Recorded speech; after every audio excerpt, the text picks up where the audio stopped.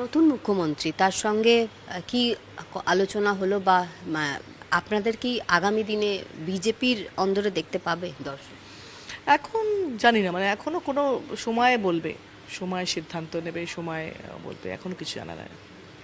নতুন মুখ্যমন্ত্রীর সঙ্গে কি বিষয় কি বিষয় আলোচনা হলো? দেখো, নতুন মুখ্যমন্ত্রীকে একটাই বিষয় যে আমাদের কাজ করতে পারবো কিনা, এবং উনি একটা কমিটমেন্ট করেছেন যে আপনারা এমপি ল্যাড ছাড়াও আমি চিফ মিনিস্টার ফান্ড থেকে আপনাদের ডেভেলপ করাবো। এটা ভীষণ ভালো। আমরা সবসময় সবার কাছে একই আবেদন করে এসেছি, যেগুলো আমরা পাইনি আগে। তো সেখান থেকে কারণ ধরো আমরা এমপি ল্যাড ছাড়া আলাদা কিছু পেতে পারতাম না। হ্যাঁ, যদি রাজ্যসভার এমপিদের থেকে চাওয়াও হতো তাও দেওয়া হতো না, কারণ বলতো যে না, এটা তোমরা পাবে না। বা অনেক সময় এরমও হয়েছে রাজ্যসভার এমপি থেকে আমি কিছু নিয়েছি, সেটা ফেরত নিয়ে চলে গেছে যে না না না, তুমি পাবে না, তুমি তো ওখানে আছো, আমরা যেখানে এমপি নেই সেখানে। হ্যাঁ, তো একটা পলিসি দলের ছিল, তো তাতে আমরা সেই উন্নয়নগুলো করতে পারিনি। তো আমার ধারণা যদি এটা করতে পারে বা এটা যদি হয়, এটা একটা। আর দ্বিতীয়ত, বারবার কিন্তু নতুন সিএম শুভেন্দু বারবার কিন্তু একটা কথা বলছে যে আপনারা অপেক্ষা করুন, ডেভেলপ করব আমরা, এবং ডেভেলপমেন্টের জন্যে মানুষ আমাদের সঙ্গে জুড়ে থাকবে, এই কনফিডেন্স ও দিচ্ছে।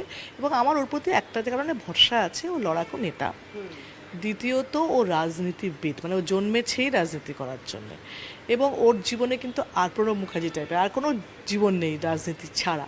তো সেই জন্যে, এবং ওদের সিস্টেম আছে, মানে এরকম নয় যে দল, আমি ভাবলাম আমার আজকে ইমোশনালি তোমাকে ভালো লাগলো, তোমাকে মন্ত্রী করলাম, কালকে আমার ইমোশনালি ওকে ভালো লাগলো না, ওর সঙ্গে কথা বললাম না, কালকে ওর সঙ্গে স্টেজে নাম বললাম না, এগুলো এটা নয়। কিন্তু ওরা পার্সোনাল আবেগের সঙ্গে নয়, ওরা সিস্টেমের সঙ্গে।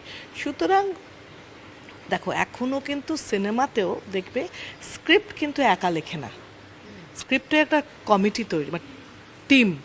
কেউ স্ক্রিপ্ট লিখছে, কেউ ডায়লগ লিখছে, কেউ ওয়ান লাইনার লিখছে, মানে এটা কারণ একটা ব্রেন থেকে এত কিছু হতে পারে না, তার জন্য একটা টিম ওয়ার্ক হয়।